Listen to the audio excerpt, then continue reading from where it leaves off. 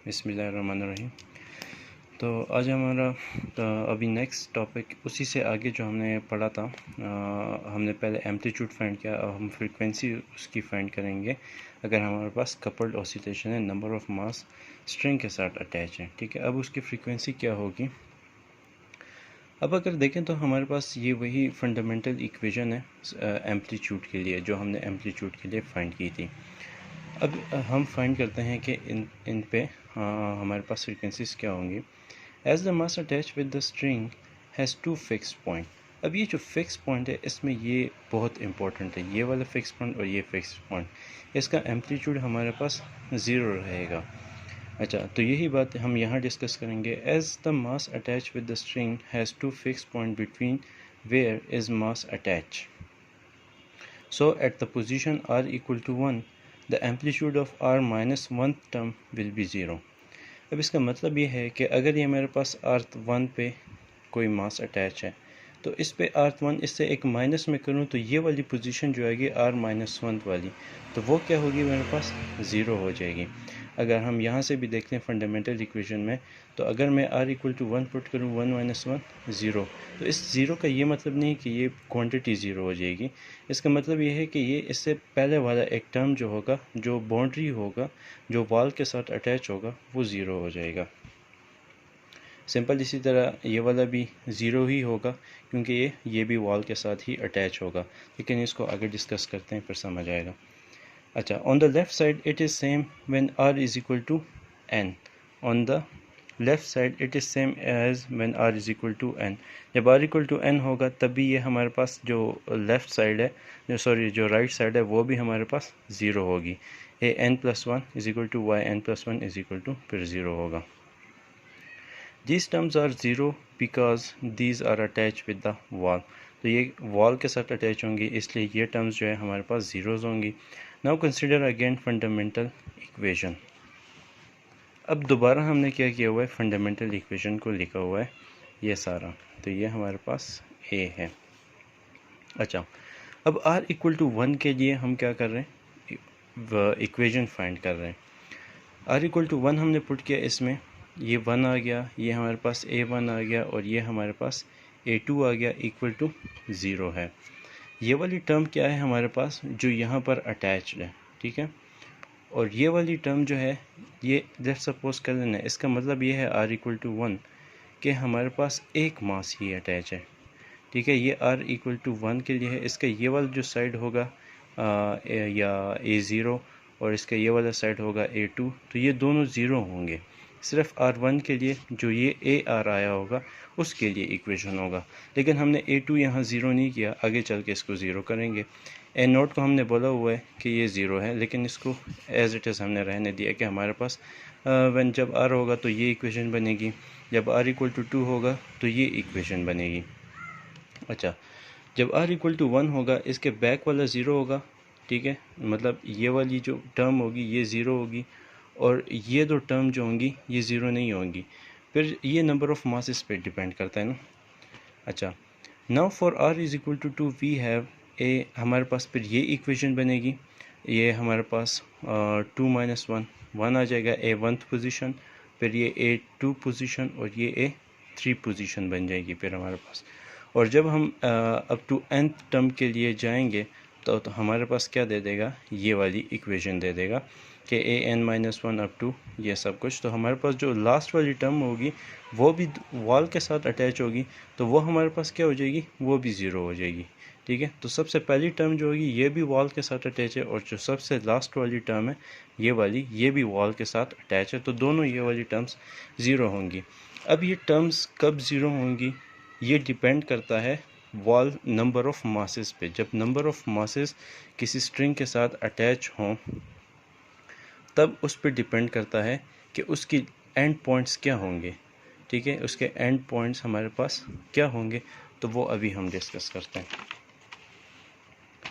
अब हम कहते हैं कि फॉर n इक्वल टू 1, जब हमारे पास एक मास हो, जिस तरह ये मास अटैच है, n इक्वल टू 1 मास, तो हमारे पास कौन सी इक्वेशन कंसिडर की जाएगी, जो हमने पहले वाली की है r इक्वल टू 1, जो कि हमारे पास क्या आ गई थी, ये इक्वेशन आ गई थी, -a0 + 2 - ये पूरी इक्वेशन क्वांटिटी A2 माइनस ये A1 है, A1 minus A2 is equal to 0 आ गई। अब इसमें देखना कि अगर मैं R के पीछे देखूं तो बाउंड्री है, जो R माइनस 1 है तो बाउंड्री है जो कि A0 है। अगर मैं इसके आगे देखूं तो A2 है जो कि क्या है, हमारे पास बाउंड्री है। तो ये दोनों क्वांटिटीज़ क्या हो जाएंगी, 0, क्योंकि ये दोनों क्या है, हमारे पास बाउंड्रीज़ हैं। तो हम क्या कहते हैं कि A0 is equal to A2 is equal to 0 है, ये दोनों 0 हैं। तो हमारे पास सिर्फ ये चीज़ बचेगी जो बीच वाली है मास, इसके लिए हमारे पास एम्पलीट्यूड बच जाएगा जो कि A1 है। अब ये मैंने दोबारा A2 लिखा हुआ है A1। अच्छा, ये A1 है, A1 यहाँ जाके डिवाइड हो जाएगा, 0 हो जाएगा। तो हम सिर्फ ओमेगा के लिए फाइंड करेंगे तो हमारे पास अच्छा, तो हम ओमेगा के लिए सॉल्व करेंगे। हमारे पास ओमेगा जो है सब कुछ वहाँ जाके डिवाइड हो जाएगा 2T/ma, और स्क्वायर रूट ये भी हमारे पास अब फ्रीक्वेंसी है फॉर सिंगल मास वाइब्रेटिंग। ठीक है, अगर एक ही मास वाइब्रेट कर रहा है ऊपर नीचे, ठीक है, ये ऊपर नीचे कर रहा है, इसको हम YR बोलते हैं, सही है। तो ये ऊपर नीचे वाइब्रेट कर रहा है, इसके लिए ये आ गया। इसको हम स्क्वायर रूट लेके भी फाइंड कर सकते हैं ओमेगा, ये भी आ सकता है। अब ये फॉर सिंगल मास था। अब हम फाइंड करते हैं अगर हमारे पास दो मास सिस्टम अटैच हों एक स्ट्रिंग के साथ, ठीक है, दो मासेस अटैच हों स्ट्रिंग के साथ, तब क्या होगा, फॉर n इक्वल टू 2, मतलब 2 masses. So we will use 2 equations of r equal to 1 and r equal to 2। मतलब कि जो हमने फंडामेंटल इक्वेशन में r इक्वल टू 1 पुट किया वो वाली इक्वेशन, और जो हमने फंडामेंटल इक्वेशन में r इक्वल टू 2 पुट किया वो वाली इक्वेशन। तो वो दोनों इक्वेशन हम क्या करेंगे, यूज़ करेंगे। कैसे? So consider the equation of r equal to 1। जो हमने इक्वेशन कंसिडर की थी 1, वो ये है, ठीक है। अब इसमें कौन कौन सी वैल्यू 0 होंगी, अब देखना, ये है r इक्वल टू 1, इसके लिए इक्वेशन ये आई। इसमें बाउंड्री कौन सी है, A0 बाउंड्री है, A1 तो ये है, और A2 हमारे पास ये m सेकंड मास है, ठीक है।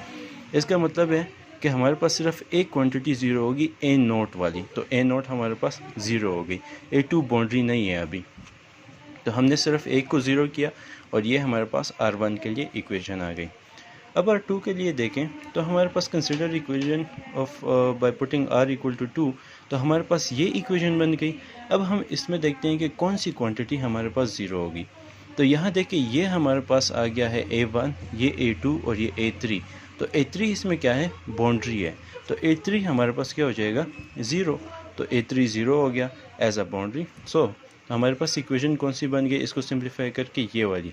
अब हमारे पास दो इक्वेशन है, एक इक्वेशन नंबर 1 और एक है इक्वेशन नंबर 2। इसमें ये जो बड़ी क्वांटिटी है 2 minus ma omega square by T, इसको हम लेट कर लेते हैं x। So equation 1 and equation 2 will become, हमारे पास ये बन जाएगी simple equation, x a1 minus a2 is equal to 0 minus a1 plus x a2 is equal to 0। इसको इक्वेशन नंबर 3 और इक्वेशन नंबर 4 का नाम दे दें। अगर हम इसको बाय सब्स्टिट्यूशन मेथड करें तो हम पहली वाली इक्वेशन से a2 की वैल्यू निकालें, मतलब a2 को इक्वेशन के इस साइड पे ले जाओ, तो a2 is equal to x a1, इसको इक्वेशन नंबर 4 में पुट कर दो, तो आपके पास ये चीज़ आ जाएगी x स्क्वायर और a1। अब माइनस कॉमन लिया है, माइनस को उधर ले जाएंगे तो 0 हो जाएगा। a1 को कॉमन लिया है तो 1 माइनस एक्स स्क्वायर है, a1 को उधर लेके जाएंगे 0 हो जाएगा। 1 minus X square is equal to 0। हम यहाँ फार्मूला लगाएंगे a plus B into a minus B, तो हमारे पास ये 1 plus X 1 minus X is equal to 0। तो 1 plus X equal to 0, 1 minus X is equal to 0। तो x की वैल्यू ये आ गई -1, और इसकी आ गई x इक्वल टू 1। x की वैल्यू पुट कर दें जो अभी हमने लेट किया था, 2 minus omega square M A divided by T is equal to -1, 2 minus omega square M A divided by T is equal to 1। Simplify करें ओमेगा के लिए, ठीक है, ओमेगा के लिए सिंप्लीफाई करें तो आपके पास क्या आएगा, omega square is equal to 3t by M है, और omega square is equal to t over m है। अब ये तो हमारे पास फ्रिक्वेंसीज आ गई जब हमारे पास दो मासेस अटैच हों, ठीक है। अब हम अगर देखें तो दोनों मासेस की मोड ऑफ वाइब्रेशन जो होगी या मोड ऑफ फ्रीक्वेंसीज, ठीक है, दो टाइप्स की होगी। एक तो ये है कि दोनों एक साथ ऊपर नीचे हो रहे हों, ठीक है, ऊपर नीचे दोनों एक साथ वाइब्रेट हो रहे हों। दूसरी कंडीशन ये है कि एक ऊपर जा रहा हो और दूसरा नीचे आ रहा हो, ठीक है, दोनों मसल्स में ये डिफरेंस हो। तो जो सेम मोड ऑफ वाइब्रेशन है तो उसके लिए ये वाली इक्वेशन हम यूज़ करेंगे, और जो डिफरेंट मोड ऑफ वाइब्रेशन है उसके लिए हमारे पास ये वाली इक्वेशन आएगी। तो ये था हमारे पास फ्रीक्वेंसीज़ का, कि हमने इसकी फ्रीक्वेंसीज़ फाइंड की। तो नेक्स्ट सेशन में इसके हम फाइंड करेंगे general solution for every value of n।